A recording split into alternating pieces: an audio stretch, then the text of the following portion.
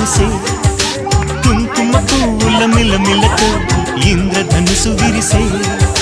వస్తారా మా ఇంటికి ప్రతిరోజు సంక్రాంతికి గుమ్మడి పువ్వుల నవ్వులతో గుమ్మమెదురు చూసే కుంకుమ పువ్వుల మిలమిలతో ఇంద్రధనుసు విరిసే